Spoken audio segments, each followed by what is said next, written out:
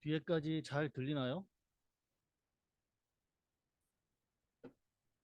마이크, 마이크 쓰면 이게 울리더라고요. 제 얘기가 잘 들리나요? 수업 받는데 지장 없겠습니까? 맨 뒤에? 괜찮아요? 조금 컸으면 좋겠다고 하는 분 손 들어보세요. 조금 컸으면 좋겠다. 네, 네, 지금, 이 마이크 쓰면 괜찮아요? 울리지요?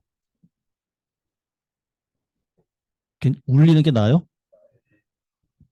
어디서 저거랑 이렇게 연동되는구나. 이거 지금 줌으로 녹화하거든요. 줌 녹화도 울리더라고 보니까 지난번에. 이거 녹화되는 거죠, 지금? 잘 모르는구나. 가만 있어봐. 네, 일단 그러면 TV를 끕시다. TV를 끄면, TV가 이건가?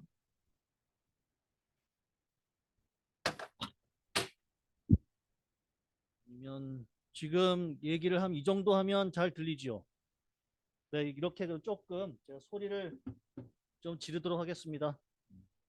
잘 안 들리면 중간에 얘기를 하세요. 좀 더 크게 달라고.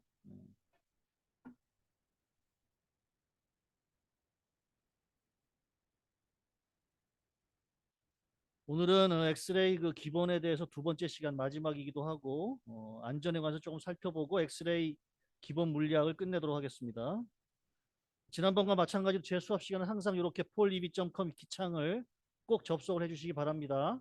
별 얘기가 없더라도 이렇게 해서 여러분들이 지난 시간에 배웠던 거를 간략하게 확인을 좀 하고 그다음에 리포트 리뷰 간단하게 하고 어, 수업을 들어갈 텐데요. 오늘 양이 조금 많아요. 그래서 어, 조금 빠른 흐름으로 가져갈 수 있는데 제 수업 시간에 많은 걸 듣는다고 해서 여러분들이 많은 걸 배워간다기보다는 좀 찾아서 살펴보고 실습을 통해서 확인하는 의미에서 제가 수업을 조금 빨리 나가더라도 이해해 주시기 바랍니다. poleb.com/기창입니다. 접속하셨죠? 여전히 지난 시간과 이어서 수업 목표는 동일합니다. 이렇게 방사선 사진이 어떻게 만들어지는 기본적인 액선 물리 그리고 조금 지나면 정상 해부학을 포함해서 다음 시간부터는 본격적으로 환자에 대해서 다루고자 합니다. 문제가 떴나요?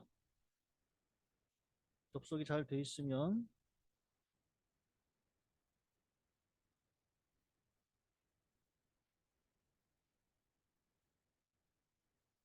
문제가 떠 있을 것인데 잘 떠 있나요?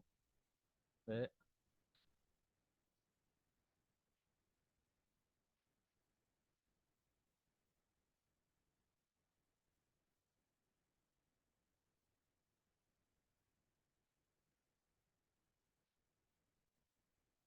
절반 정도가 답을 하면 한번 여러분이 얼마나 이걸 잘 이해하고 있는지 열어보도록 하겠습니다.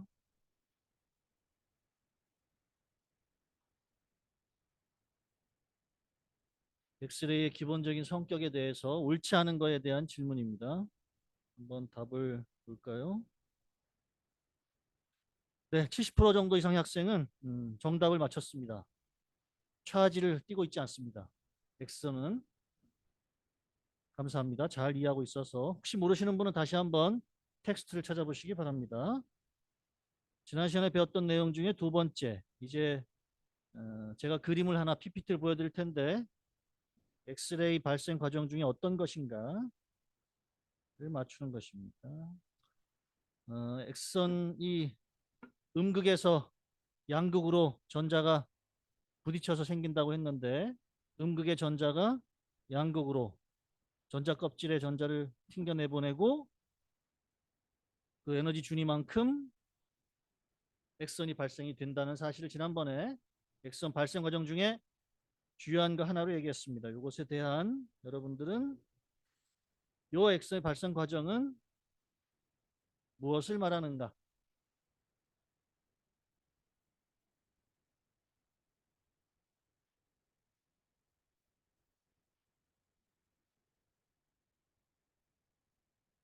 네, 이렇게 X선이 발생이 됩니다.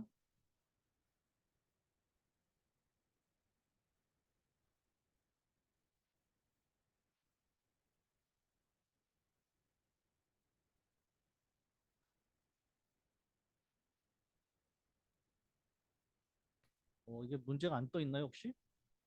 아, 그래요? 지금도 그런가요? 네, 좋습니다. 그러면 이게 인터넷 사정상 또 안 될 수도 있으니까 그러면 인터넷이 안 되면 바로 한번 오프라인으로 가보도록 하겠습니다. 임승우, 승우, 정답은 2번 정답입니다. 아, 네. 좋습니다. 지난 시간에 수업했던 내용들이 만만치 않았는데 아주 잘 해줬습니다. 고맙습니다. 아마 혹시라도 헷갈리시는 분들은 한 번 더 보시기 바랍니다. 오늘은 X선 이미지를 조금 더 살펴볼게요. 이제 발생하는 측면보다는 이제 이미지로 조금 더 얘기를 해보도록 하겠습니다. 소위 X선 이미지에서 우리가 어떤 걸 구분한다는 거, 그것이 핵심이거든요. 구분하는 근거는 대조도입니다. 어떤 것과 어떤 것이 차이가 난다는 뜻이잖아요. 컨트라스트는. 이렇게 차이가 나는 원인들은 여러 가지가 있습니다. 이렇게 그 환자의 몸에 두께가 다르지요. 두꺼운 부분이 있고 얇은 부분이 있습니다. 그리고 그 성상, 하나하나의 물리적 성상도 덴시티가 다른 물질들도 있죠. 뼈는 덴시티가 높은 거 아닙니까? 상대적으로 혈관 구조에 비해서. 그리고 원자번호가 높은 광전 효과를 굉장히 잘 일으키는 원자번호가 높은 것들은 엑스레이에서 하얗게 보입니다. 그래서 보통 우리가 엑스레이에서 볼 수 있는 것들, 환자 중심으로 본다면 금속을 먹을 수도 있고요. 금속이 몸에 들어올 수도 있고요. 뼈는 원래 있죠. 그리고 연부 조직이 있습니다. 그리고 지방 조직이 있고요. 그리고 가스가 있습니다. 이렇게 5가지를 보통 살펴봅니다. 가스가 없을 때 가스가 있으면 문제가 되죠. 메탈이 없어야 하는데 메탈이 있으면 문제가 되죠. 그런 것 때문에 5개를 굉장히 잘 살펴보는데 그 5가지 물질은요. 앞서 얘기한 것들의 물리적 특징. 가령 예를 들어서 메탈은 굉장히 치밀합니다. 그리고 원자번호가 높지요. 대개. 그러면 굉장히 하얗게 보이는 쪽으로 갑니다. 가령 예를 들어서 팻이 있습니다. 팻은 검은 편에 속합니다. 가스보다 조금 덜 검지만. 그런데 팻이 여러 덩어리가 뭉쳐 있으면 결국 두께가 많이 두꺼워지면 얇은 팻보다는 두꺼운 팻은 조금 더 하얗게 보이겠죠. 뭐 여러 가지 이런 특성들을 잘 이해하고 앞으로 엑스레이를 살펴보는 것이죠. 이 침투 관련해 가지고는 가스보다는 뼈가 엑스레이가 침투가 덜 하죠. 덜 뚫고 나간다는 뜻입니다. 그러니까 덜 뚫고 나가니까 뼈는 하얗게 보일 수 있습니다. 조금 이따가 한 번 더 살펴보도록 하겠습니다. 요거 옛날에 이제 엑스레이 찍었을 때 사진인데 여기에 이제 잘못된 것들이 꽤 많긴 합니다만 그건 차치하고 요 환자 발생된 엑스레이가 환자 몸에서 2가지 효과가 주요 일어난다고 했었죠. 물론 통과하는 것도 있지만 흡수되는 게 첫 번째고 광전 효과. 흡수되면 흡수될수록 하얗게 보이죠. 그리고 또 하나가 생체하고 엑스레이가 부딪히면서 스캐터링 레이, 흩어지죠. 컴턴 스캐터링 레이가 있었습니다. 근데 이렇게 흩어지는 엑스레이는 2차 가해를 가할 수 있습니다. 우리 사람에게도 그렇고 필름에게도 그렇고 좋지 않은 영향을 끼쳐요. 그래서 가만히 보면 테이블에 얇은 판이 하나 있는 게 있고 없는 게 있습니다. 이 얇은 판에 대한 얘기를 포함해서 이제 본격적으로 엑스레이 이미지가 만들어지는 상황에 대해서 한번 살펴보도록 하겠습니다. 이 그림은 튜브에서 엑스레이가 만들어집니다. 콜리메이터를 거쳐가지고 정제된 엑스레이가 일정 빔을 거쳐서 생체랑 반응을 하고 그 반응해서 흡수되거나 투과되거나 하는 일들이 이 디텍터에 기록됩니다. 옛날에는 필름을 썼습니다. 필름. 지금은 검출기라는 디지털화된 물질을 쓰고요. 통칭해서 전 디텍터라고 하겠습니다. 디텍터. 디텍터에 얼마나 엑스레이가 닿느냐. 엑스레이가 많이 닿으면 많이 닿을수록, 침투를 많이 하면 많이 할수록 까맣습니다. 많이 흡수돼서 엑스레이 디텍터에 도달하지 못하면 하얗게 보입니다. 그 과정에서 신체랑 스캐터링 레이, 원치 않은 사방팔방으로 가는 엑스레이, 특히 요 필름에 닿는 원치 않은 엑스레이는 필름의 질을 저하시킵니다. 그래서 산란선을 잡아먹는 엔타이 스캐터 그리드라는 얇은 판을 댈 필요가 있습니다. 화질을 좋게 하기 위함입니다. 그래서 그리드는 지금 여러분이 최근에는 이미 매립형입니다. 기계에 묻혀 있어요. 여러분이 실제로 볼 기회가 거의 없습니다. 근데 이해도를 돕기 위해서 예전에는 주로 바깥에다 놓고 많이 썼거든요. 그리드는 한마디로 얇은 판인데요. 스캐터 레이를 잡아먹는 겁니다. 원하지 않은 방사선을 잡아먹는 건데 두께가 두꺼운 물체에다가 엑스레이를 쏠수록 스캐터 레이가 많이 발생해요. 아무래도 엑스레이를 많이 쏘면 또 힘이 좋은 엑스레이를 쏘면 또 산란선이 많이 생기겠죠. 그래서 보통 두께가 두꺼운 걸 촬영할 때 많이 씁니다. 이 그리드를 뒤집으면 이렇게 태그가 하나 있습니다. 이 그리드 판에 그리드의 재원을 말해주고 있습니다. 그 중에서 다른 걸 다 차치하고 그리드 레이쇼가 있습니다. 8대1이라는 그리드 레이쇼가 보통 많이 쓰이는데요. 이게 뭐냐면은 요 납으로 되어 있는 놈이 엑스레이를 잡아먹는 역할을 합니다. 원치 않은 엑스레이를 잡아먹는 것이죠. 그리고 사이사이는 알루미늄으로 충진되어 있습니다. 알루미늄은 엑스레이가 통과하기가 상대적으로 좋습니다. 그래서 그리드 레이쇼는 요 납의 높이 대 요 간격입니다. 8대1. 보통 이렇게 8대1에 비해서 5대1짜리는 높이가 상대적으로 낮은 겁니다. 간격이 넓은 거예요.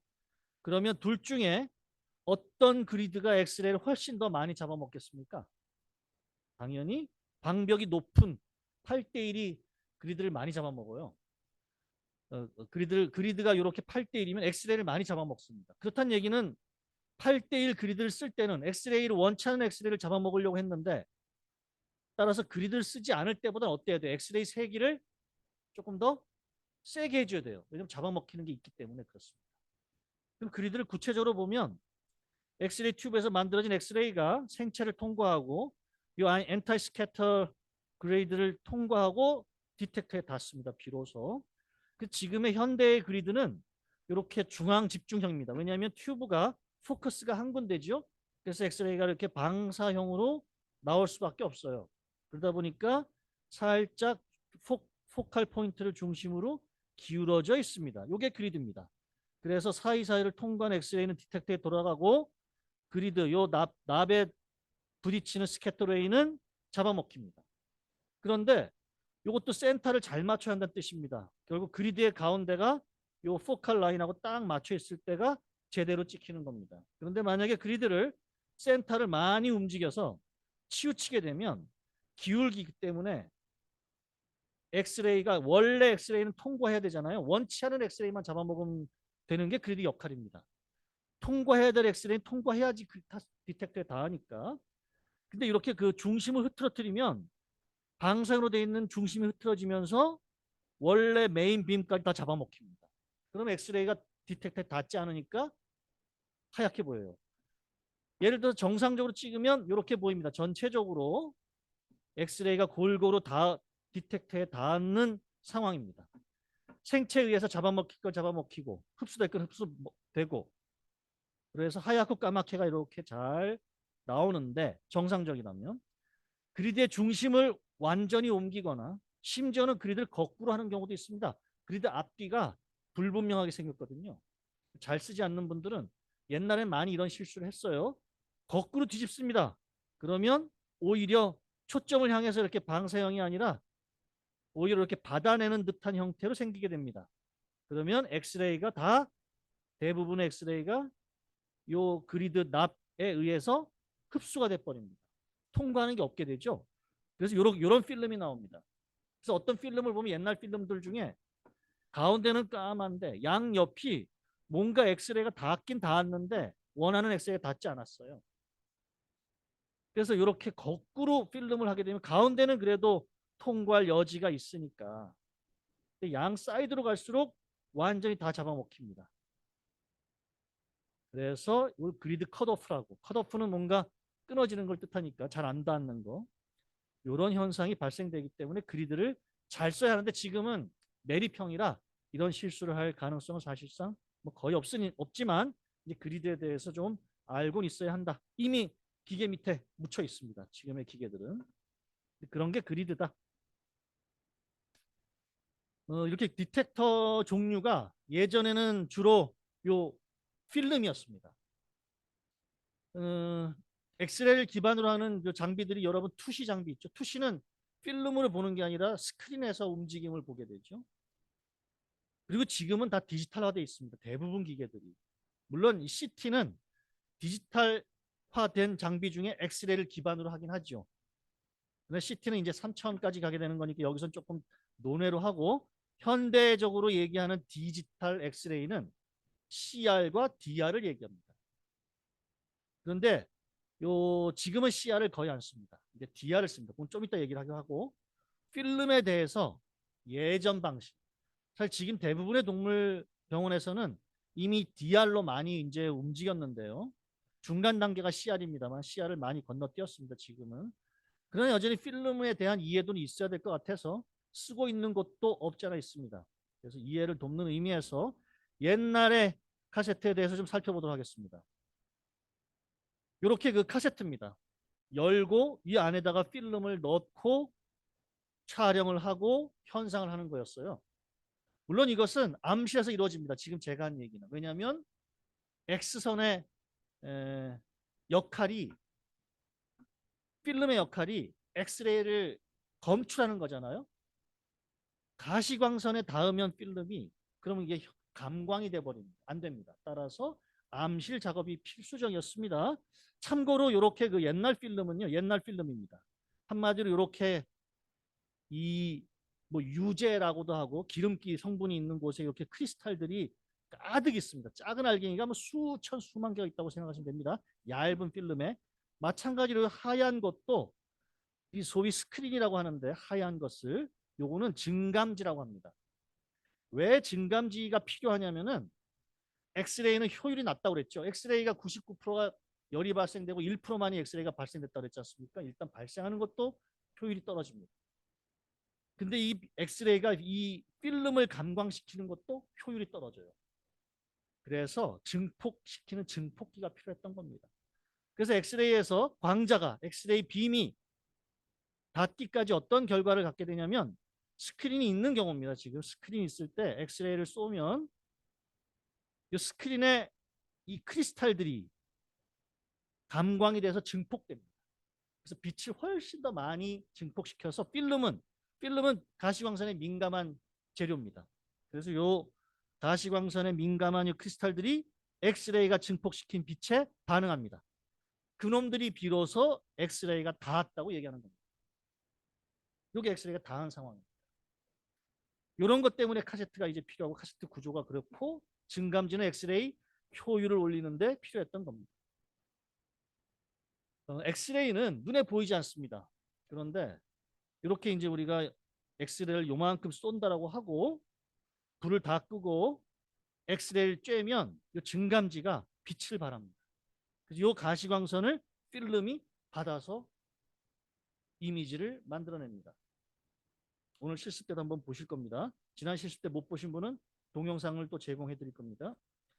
자, 그래서 그러면 진짜 우리가 까맣게 나오고 하얗게 나오고 엑스레이에 닿고 안 닿고 정도의 차이가 이제 엑스레이 이미지인데 도대체 필름에서 엑스레이가 감광됐다는 뜻은요. 원래 이렇게 크리스탈들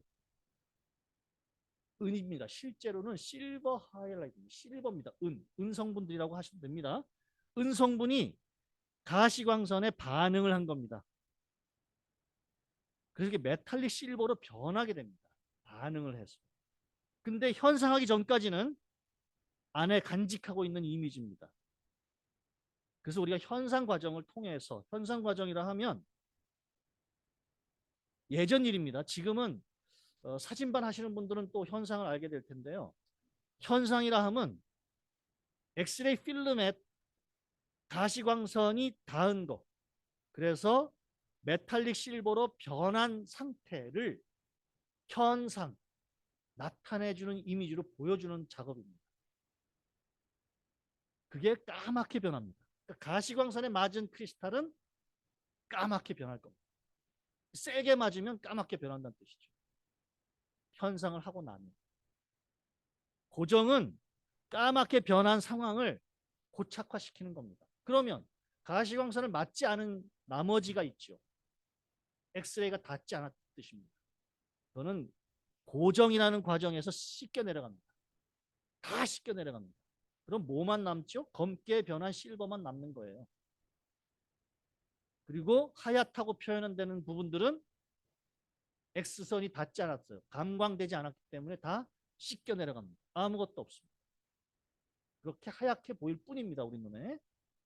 뷰박스에 비쳤을 때. 그리고 이제 그것들 물로 좋지 않은 이 사실 발암 물질입니다. 다 이 독한 액체들이에요. 다 씻어내고 말려서 이제 우리가 보게 됩니다. 요거는 이제 그 자동 현상기였습니다. 제가 수련할 때는 이제 수동 현상기, 자동 현상기를 공존했던 시대고 지금은 이제 필름을 아예 쓰지 않으니까 이런 과정들 여러분 보기가 어렵지만 간혹 어떤 병원에서는 아직도 현재 쓰고 있는 걸로 알고 있습니다. 자, 이제 진짜 본격적인 DR인데요. 저희가 지금 많이 쓰고 있는 거의 대부분의 많은 병원들이 DR을 쓰고 있습니다. 사실 그 모양 자체는요. 겉으로 봐서는 모릅니다. 비슷하게 생겼죠. 튜브나 디텍터나. 다만 이렇게 우리가 카세트를 쓰는 거는 필름을 사용하는 거는 옛날 방식이겠구나. 카세트가 전혀 없이 모니터로 보는 건 현대 방식입니다. DR입니다. DR은 지금 이제 CR이라고 하는 중간 단계를 거친 적이 있었습니다. 과거에. 잠깐. 저희 병원은 전통 방식에서 DR로 한꺼번에 점프를 했습니다. CR을 쓰지 않았었습니다. CR은 뭐가 불편했냐면 이렇게 이미징 플레이트라고 필름 같은 반영구 필름, 만장 찍으면 다시 바꿔야 하는 이미징 플레이트를 사용해서 리더기에 넣어야 돼요. 리더기에. 암실은 필요 없습니다. 근데 컴퓨터 과정입니다. DR은 이런 과정이 필요 없어요. 예를 들어서 CR은 이러한 필름이 아닌 필름인데 필름 같은 필름 아닌 필름이 이미징 플레이트 또는 이렇게 부르기도 합니다만은 요 플레이트를 안에 넣어져 있는 카세트랑 똑같이 생겼습니다. 요거 엑스레이 찍습니다. 10,000번 정도 찍으면 요것도 바꿔야 됩니다. 찍고 어떻게 하느냐? 암실이 아니라 기계 리더기에 넣어서 읽게 되는 겁니다. 여러분들 그 카메라 찍으면 리더기에 넣는 거 예전에는 아마 해보신 적 있으실 텐데 일반 카메라 말씀입니다. 근데 지금은 이런 과정 이게 이 암실 작업을 이렇게 기계가 대신하는 정도로 생각하시면 되는데 요게 CR이라는 이름을 불려서 한때 굉장히 많은 병원들이 썼습니다만 저희는 점프했습니다. 이걸 쓰지는 않았습니다. 그러니까 이런 것도 있다. 아마 지금 병원에도 이걸 쓰는 병원이 가끔 있는 걸로 알고 있습니다. 이제 DR입니다. DR은 중간 과정이 없죠. 그냥 찍고 카세트가 필요 없습니다. 중간 과정이 필요 없습니다. 그냥 알아서 그러니까 현상에 할 필요가 없어요.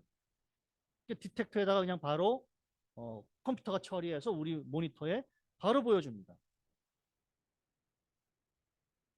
이 DR 과정은 대개 엑스레이는 저희들 그 반려동물 쪽의 산업에서는 이미 이 디텍터가 매립형입니다. 빌트인. 그런데 이거를 꺼내서 디텍터를 꺼내서 다양한 스터디를 해야 될 필요가 있거든요. 나중에 배우시겠지만. 이제 그럴 땐 좀 불편한 감이 있는 건 합니다만 그래서 포터블로 꺼내서 쓸 수 있는 장비도 간혹 있습니다. 저희는 양방을 다 사용하도록 하는 그런 장비로 구축했습니다. 그럼 DR의 강점이 있습니다. 옛날 방식에 비해서 DR의 강점은 뭐냐면 옛날 방식은요. 이 표는 보시기가 조금 불편한데 이 가로축은 노출 조건입니다. 조금 이따 한 번 더 배울 텐데요. 킬로볼트 피크, 밀리암페어 세컨드 얼마나 많은 전자를 줄 것이냐의 문제입니다. 많이 주면 많이 줄수록 굉장히 강한 힘이니까 굉장히 투과도가 높겠죠. 그렇다면 엑스레이 필름을 너무너무 검게 만들겠죠. 그리고 이게 이미지에 어느 정도 검게 되는 상황을 뜻하게 되는데요. 이거 좀 더 제 심플하게 말씀드리면 옛날 방식은 노출 조건의 정밀도가 너무 필요했습니다. 보고자 하는 장기가 무릎이었으면 무릎의 두께 중요합니다. 왜냐하면 몸통의 두께랑 무릎의 두께는 다르지요. 그러니까 얇은 무릎을 통과하려면 아주 협소한 범위에 특정 KBP 마스가 필요합니다. 예를 들어서 제가 수련하던 시절의 기억에 무릎을 사진 찍는다. 리트리버에. 그러면 45kbp에 3마스 이렇게 찍었어요. 3마스라면 3mAh입니다만 지금은 무릎을 찍는데 45kbp 3마스를 지키지 않아도 됩니다. 그만큼 넓어졌어요. 대충 찍어도 된다는 얘기입니다. 예전엔 너무너무 좁은 범위를 정확하게 맞춰서 찍어야 돼요. 그 부위만 딱 나옵니다. 굉장히 어려웠습니다. 지금은 대략 찍어 놓으면 어떤 부위든 대충 볼 수 있습니다. 좀 더 쉬운 말로 이걸 관용도가 높다라고 표현하는데 DR이 관용도, 즉 허용치가 높다고 그러는데 예전에는 이렇게 그 골반, 고관절 쪽을 찍으려고 하는 레터럴 사진입니다. 조금 아마 화질이 좀 좋지 않을 텐데 이것이 보이게 하니까 얇은 무릎은 안 보입니다. 너무 투과를 많이 하는 센 엑스레이가 무릎까지 가니까. 그러면 무릎을 보려고 조금 엑스레이의 세기를 낮췄더니 이쪽은 전혀 볼 수가 없죠. 당연하죠. 약한 세기로는 투과할 수 없는 두께니까.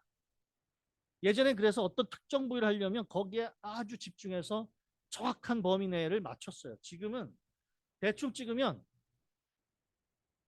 골반도, 무릎도, 공이 다 볼 수 있습니다. 관용도가 높습니다. DR의 장점입니다. 큰 장점 중에 또 하나는 확대를 하려면 여러분은 지금 스마트폰 세대에서 너무 익숙하시지만 저희 세대는 확대하려면 뭘 가지고 확대를 했겠습니까? 필름을 걸어놓고 돋보기를 지참했습니다. 돋보기. 동그란 돋보기를 가지고 확대해서 봤어요. 지금은 그냥 확대하면 되죠. 컴퓨터 상에서. 그러면 조그맣게 볼 때에 비해서 확대하면 병변이 보이기 시작합니다. 지금 굉장히 큰 장점이에요.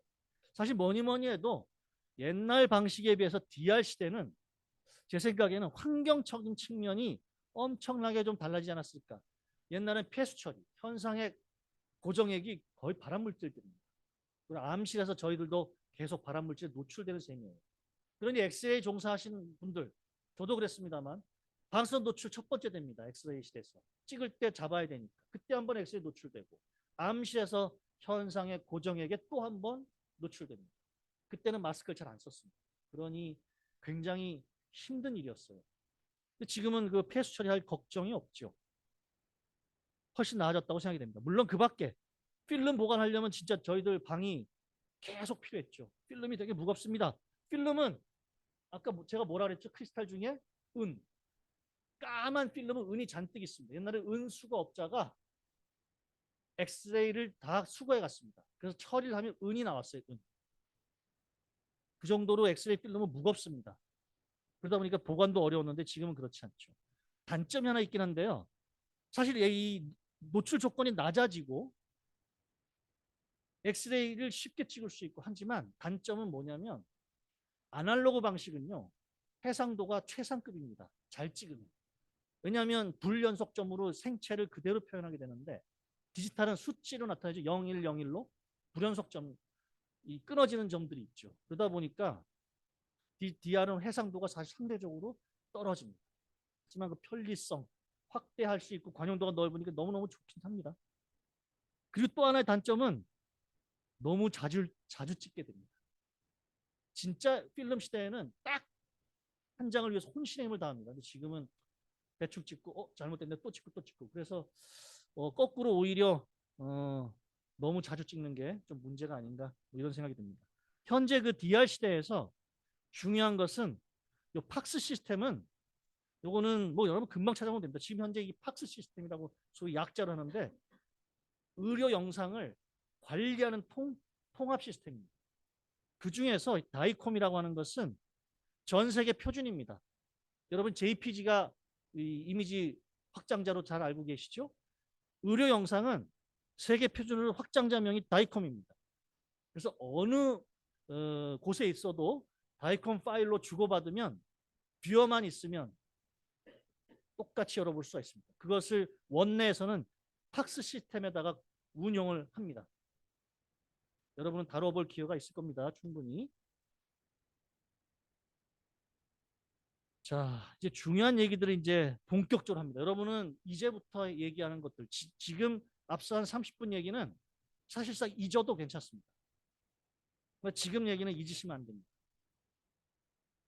우리 영상에서 특히 방사선 이미지에서 5가지 생물학적 밀도, 방사선 밀도라고 표현하기도 하고 이걸 반드시 기억하셔야 됩니다. 물론 이 밀도는 우리가 얼마나 엑스레이를 세게 주느냐 많이 주느냐에 따라 달려 있습니다. 물론 우리가 디테일한 면도 따져봐야 되는데 우선 5가지 밀도에 대해서 하나의 필름에 이 5가지 밀도만 가지고 얘기합니다. 저희는 이제 앞으로 이 5가지 밀도를 잘 한번 살펴보도록 하겠습니다. 우선 이렇게 그 5가지 밀도가 표현되는 두께, 그다음에 치밀한 정도, 원자 번호 등등에 대해서 얘기했는데 당연히 에어는 많이 투과해서 엑스레이 디텍터에 많이 닿죠. 뼈 같은 경우가 강하고 메탈인 경우는 얇더라도 워낙 치밀하고 워낙 원자 번호가 높으니까 가느다란 메탈이라 하더라도 굵은 뼈에 비해서 훨씬 더 흡수가 많아서 하얗게 보이겠죠.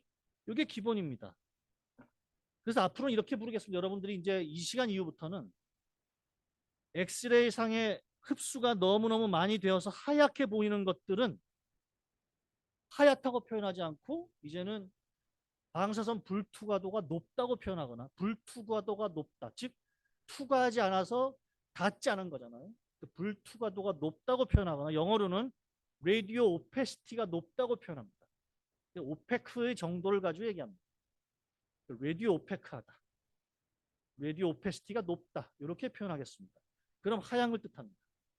반대로 검은 건 방사선 투과성이 높다고 얘기합니다. 다 투과한 겁니다. 가스는 완전히 투과한 거죠. 지방은 좀 많이 투과한 겁니다.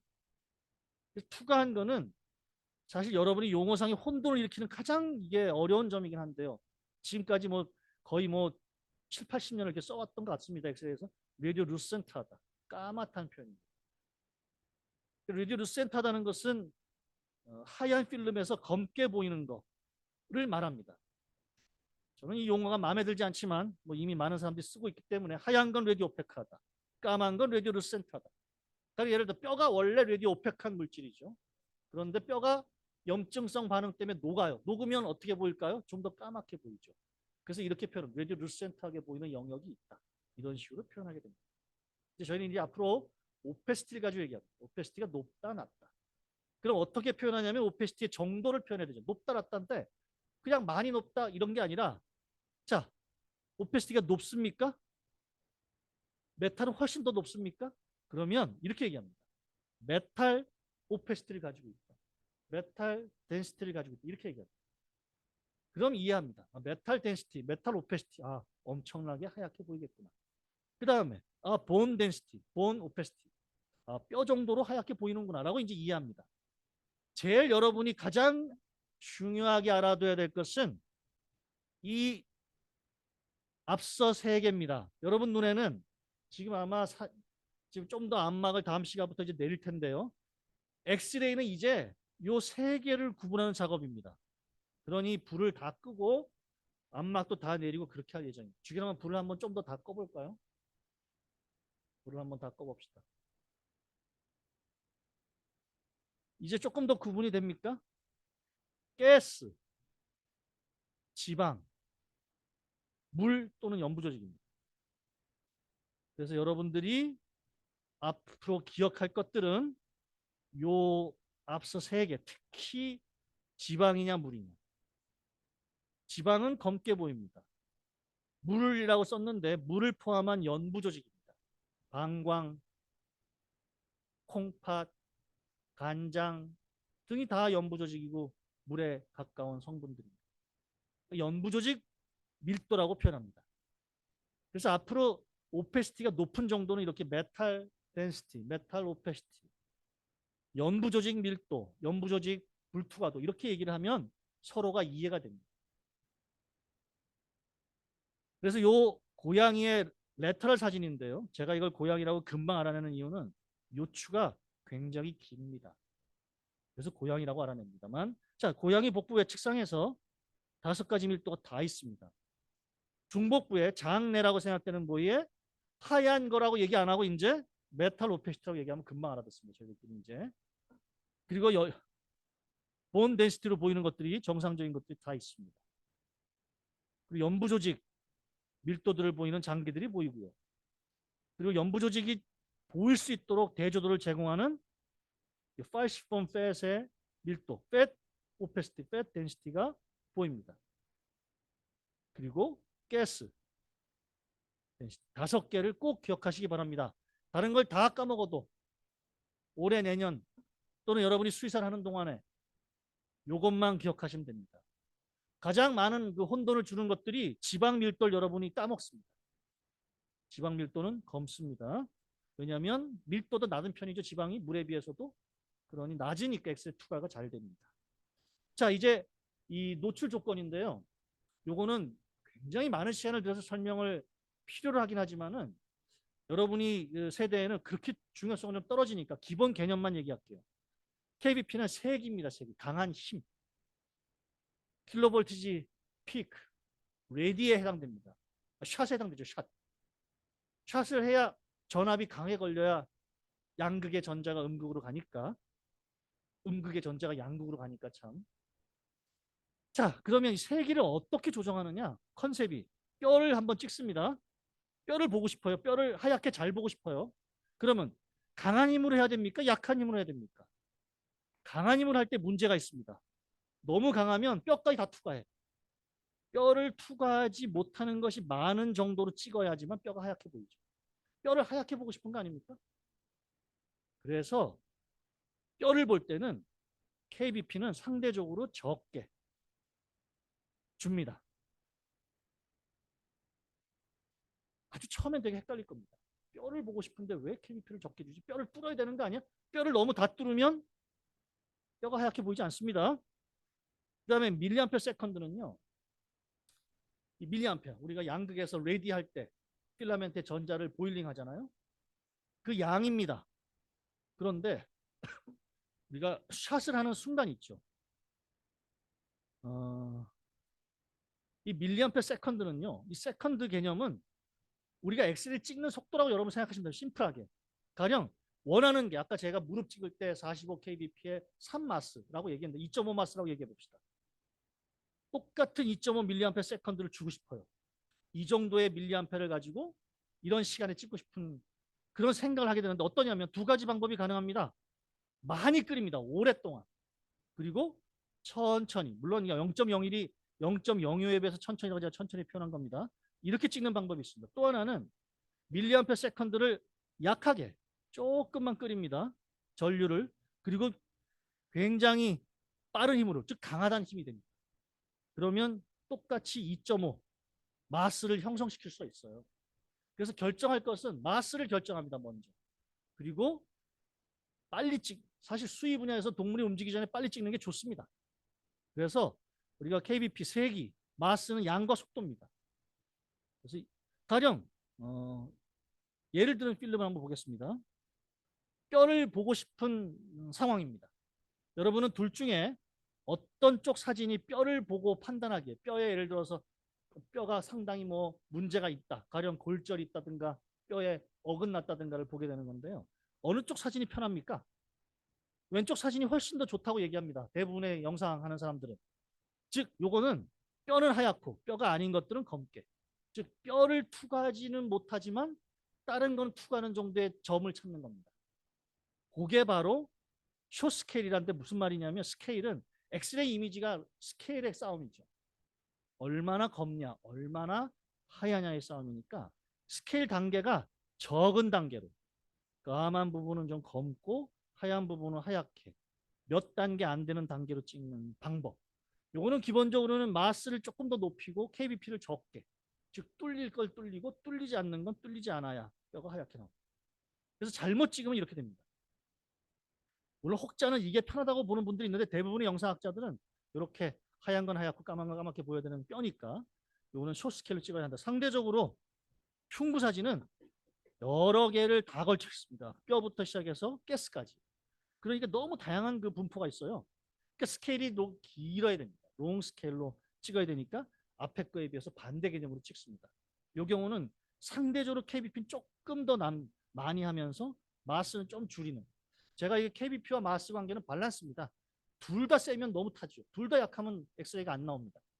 그러니 어느 건 좀 높고 어느 건 낮게 이런 건데요. 그거는 이제 밸런스의 게임이라서 여러분은 요거는 너무 어려우니까 뼈는 하얀 건 하얗고 까만 건 까맣게 보여 하겠구나 라는 정도만 일단 이해하셔도 좋을 것 같습니다. 그 다음에 이제 필름의 컨트라스트를 대충 조절했는데 디테일입니다. 디테일을 한 세 가지 정도로 알아볼게요. 첫 번째, 요게 디텍터입니다. 포커스에서 엑스레이가 나옵니다. 요게 찍히고자 하는 피사체입니다.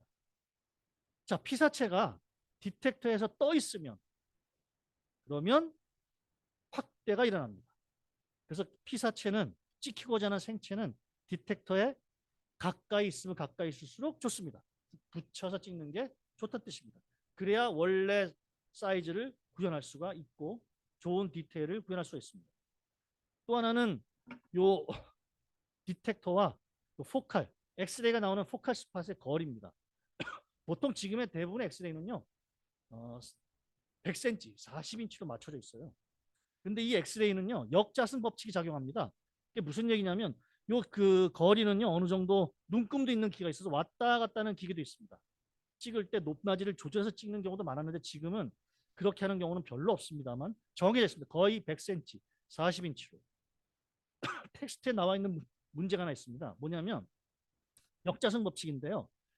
원래 맞춰져 있는 40인치로 찍었는데 10마스로 죄송합니다. 근데 이거는 60인치로 늘렸어요. 거리를 늘리면 엑스레이는 얼마나 더 강해야 될 것이냐 약해야 될 것이냐 여러분 짐작하실 수 있겠죠. 조금 더 세게 계산식이 나옵니다. 이런 게 텍스트에 있어서 한번 실어봤습니다. 훨씬 더 우리에게 임상적으로 중요한 것은 이 플라스크를 엑스레이로 찍는데요. 포칼 빔이 요 머리 꼭대기의 정중앙에 있을 때의 사진과 포칼 빔이 빗나갔을 때, 즉 요 가운데 센터가 즉 빔 센터라고 그러죠. 빔 센터를 어긋나서 찍게 되면 비록 작은 물체지만 이와 같이 상상하기 어려운 정도로 어긋나게 나옵니다. 그러니까 빔 센터에 맞춰서 원하는 부위를 촬영을 해야 합니다. 예전 필름 시절에는요. 자꾸 카시트를 열었다 닫다 하니까 개 털이 들어가가지고 털이 엑스를 흡수해가지고 이렇게 하얗게 보인다거나 필름을 구길 때 정전기가 발생합니다. 그럼 가시광선 나오니까 엑스레이 감광이 돼버립니다. 그래서 이렇게 정전기가 발생하고 또 현상실에서 휴대폰이 번쩍해가지고 필름을 감광시키고 검게 탑니다. 이런 일이 많았지만 지금은 사실 그런 일이 별로 없긴 하죠. 근데 여전히 큰 문제는 메인 빔에 요 콜리메이션 안에 들어가는 건 다 메인 빔이라고 생각하시는데 납장갑을 꼈지만 메인 빔을 통과하니까 이런 아티팩트는 절대 있어서는 안 되지만 간혹 있어서 좀 주의가 많이 필요합니다. 그럼 DR 시대의 아티팩트입니다. DR 시대의 아티팩트는 필름 시대에는 없었던 건데요. 새로 나왔는데 이렇게 금속 물질이 있으면은 금속 물질 주변 주로 금속 물질은 뼈에다가 많이 적용합니다. 수술 교정할 때 많이 쓰죠. 근데 여기 금속 물질을 해놓고 엑스를 DR을 찍으면 뼈 주변이 까맣게 보여요. 뼈가 까맣게 보인다는 건 제가 아까 잠깐 언급했는데 뼈가 심각한 손상을 받은 겁니다. 녹는 겁니다.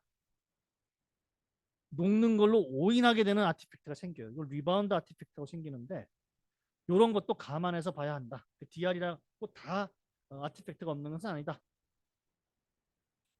그다음에 이건 환경입니다. 엑스레이를 볼 때 환경입니다. 제가 조금 전에 불을 껐죠. 불을 끄는 이유는 요 물체, 레디오 오페크한 요 물체를 좀 더 대조도를 높게 하기 위함입니다. 주변이 밝으면 이 대조도가 높지가 않아서 혼돈을 줄 경우도 있습니다.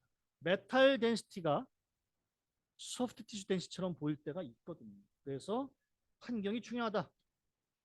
실제로 어떤 환경도 또 필요하냐면 인지도, 우리 사람에 대한 환경도 이해가 필요한데 우리 눈은 교차하게 되는데요. 예를 들어서 하얀 것과 까만 게 있는 부분, 우리 몸에도 그런 부분이 있습니다. 뼈가 그런데요. 하얀 것과 까만 것이 딱 경계를 지을 때 우리 눈은 이것을 완벽한 경계로 인식하지 못합니다. 하얀 쪽은 검은 선이, 검은 쪽은 하얀 라인이, 하얀 쪽에 검은 라인이 보이는 마흐 이펙트라고 하는 물리학적인 배경이 있다릅니다. 뭐 지금 여러분한테 이해를 구하는 건 아닙니다. 우리 시선의 착각입니다. 진짜로 뼈가 까맣게 녹은 게 아니라 검은 것과 하얀 것의 경계에서는 하얀 쪽엔 검게, 검은 쪽은 하얗게 나올 수도 있다라는 우리 눈의 착각입니다. 이 중에 가장 중요한 내용이긴 합니다. 안전에 관한 내용인데요. 안전은 사실 너무 강조도 지나치지가 않죠. 사실 안전을 알기 전에 단위, 지금은 여러분들 아마 신문지상에서 어떤 그 무슨 생선의 또는 어떤 그 물질의 방사능의 세기를 할 때 베크렐 씁니다. 베크렐. 근데 우리 몸이 영향을 받을 때는요 밀리시버트를 써요. 그래서 이거 다 여러분 기억할 필요는 없습니다. 생체마다 똑같이 영향을 받는 게 아니고요. 어떤 조직들은 분화가 빠른 조직들은 굉장히 영향을 많이 받아요. 그런데 어, 안 맞으면 안 맞을수록 좋죠. 그게 가능하면 합리적인 수준에서 X를 피하라는 알랄라라는 것은 이미 국제적으로 다 규정이 되어 있습니다. 일반인들, 이제 우리가 여러분들은 일반인이라고 보면 연간 1mS가 기준치입니다. 방사선 관련 직업, 뭐 제가 방사선 관련 직업이 아니라 진짜 그 방사선 원자력 병원에서 근무하시는 분들의 얘기입니다. 근데 불행히도 의료 방사선, 지금 저희들이 이제 경험하는 의료 방사선은 기준이 정확하게 정해져 있지 않습니다. 참고로 시간이 몇 분 제가 좀 쓰더라도 이것은 뭐 안전에 관한 내용이니까 조금 더 제가 한 2, 3분만 더 쓰도록 하겠습니다. 앞으로 한 3분 남았는데요. 수업 시간은. 엑스레이를 그 한 장 찍으면요. 여러분 흉부 방사선 검사를 하지 않습니까? 몸이 받게 되는 방사선 세기는 0.05 내지 0.03 밀리시버트 정도라고 해요. 근데 이 세기가 기관마다 틀립니다. 그래서 특정 그 점을 지정할 수는 없는데 0.01 찍는 데도 있을 겁니다. 0.0 단위입니다. 그러니 만약에 0.05 밀리시버트라고 한다면은 엑스레이를 그렇게 맞은 흉부 방사선 자연인이 1년 동안 기준치가 1 밀리시버트니까 20장인가요? 엑스레이 20장 정도를 일반적으로 맞는 걸 기준으로 정해놓은 겁니다. 그 이상은 좀 맞지 마라. 근데 실제로는요. 저기 대한민국 국민이라면 지금 자연 방사선에 노출되고 있습니다. 이미 아마 벽에 있는 라돈에서도 방사선이 나옵니다. 자연 방사선은요. 대개 우리나라가 한 2에서 3밀리시버트가 우리 국민이 다 그렇게 받고 있습니다. 생활에서. 그냥 여러분이 사는 가운데. 그런데 엑스레이 말고 CT는요. CT를 찍으면 CT 한 번 찍으면 좀 노출이 좀 많아요.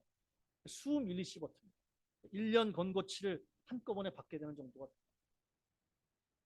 그런데 의료는 득이 너무 크기 때문에. 예를 들어서 CT가 수 밀리시버트니까 벌써 1년 권고치 훨씬 넘어섭니다. 그럼 큰일 나는 거 아니냐? 그런데 CT를 찍어서 얻는 득이 압도적으로 크기 때문에 찍는 겁니다. 엑스레이도 마찬가지죠. 그러나 피할 수 있으면 좋죠. 사실 여러분이 경험하는 이러한 그 급성 변화라든가 만성 변화는 급성 변화는 사실 겪지 않기를 바랍니다.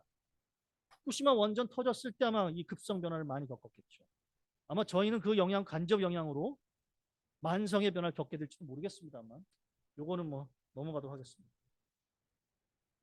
그래서 이 의료 쪽에 특히 저희들 방사선 실습을 여러분 하는 것도 마찬가지로 저희들이 늘 이 방사선실에서 노출되는 것들은요. 이 메인빔 절대 노출을 피해야 합니다. 그 스캐터레이는 필름에 닿은 것은 엔타이 스캐터드 그리드로 잡아내는데 사방으로 우리 몸에 튀는 거는 이제 보호복으로 해야 되겠죠. 물론 이 리키지는 기계가 마모돼서 새서 나오는 건데요. 그런 일은 별로 없는 것 같습니다. 그럼 우리는 우리 몸을 어떻게 보호할 것인가? 여러분도 우리 방송 실습을 하게 되는데 세 가지 원칙이 있습니다. 시간, 노출 시간을 최대로 저출해라. 당연한 얘기죠. 거리, 가능하면 멀리 떨어져 있어라. 쉴드, 보호장구를 차라. 자, 두 번째, 멀리 떨어져 있어라. 사실 이거는 실제 우리가 동물 보정을 하지 않습니까? 환자를 2명 내지 3명이 보정하고 촬영을 합니다. 보통. 미국의 어느 주는 법으로 금지합니다. 동물 보정을. 사실 여러분들 사람 병원 가면은 방사선사가 사람 보정하는 경우 없죠. 밖에 나가서 찍습니다. 이 금지되어 있는 경우가 많은데 저희 분야는 이제 조금 동물을 직접적으로 만져야 하는 경우가 많아서 좀 어려움이 있는데 그래도 가능하면 멀리 떨어져라. 최대한. 그리고 보호장구를 해야 되는데요. 보호장구는 기본적으로 요 에이프런하고 그다음에 사이로이드. 에이프런은 이 중요한 그 생식선, 사이로이드는 갑상선 워낙 많이 그 액선 영향을 받으니까 그리고 장갑들을 예전에 많이 꼈는데 더 나아가서 이제 고글 또는 이 쉴드 사실 눈 쪽을 많이 이제 커버할 필요가 있습니다. 왜냐하면 이쪽으로 스캐터레이가 많이 오고 눈도 굉장히 영향을 많이 받습니다. 그런데 리포트에 누가 또 잘 쓰셨는데 이렇게 머리까지 쓰는 경우도 있어요. 근데 사실 저희가 스캐터레이가 여러분이 뭐 우려할 만한 수준으로 저희가 맞지는 않는 것 같아요. 현재 작업 환경이. 그래서 이것까지는 많이 필요 없는데 어쨌든 이런 것도 있긴 합니다. 자, 대충 한 1분 정도로 오버했는데요. 우리가 이번 시간과 지난 시간을 통해서 엑스레이가 어떻게 만들어지고 만들어진 엑스레이가 어떻게 생체랑 반응하고 이 반응한 엑스레이가 어떻게 이제 이 필름에 닿으면서 또는 닿지 않으면서 이미지를 만들어내는가. 그리고 우리는 얼마든지 안전을 우선시해야 될그 권리도 있고 의무도 있어 보입니다. 자, 여기까지 하고 만약에 오늘 수업 내용 중에서 중요한 건 제가 강조한 거는 뭐 몇 개 없습니다. 그것만 확실히 이해하시고 나머지는 여러분 좀 찾아보시고 실습하면서 좀 더 배워나가도록 하겠습니다. 혹시 질문 있으시면 질문하시고 없으시면 마칩니다. 네, 수고하셨습니다.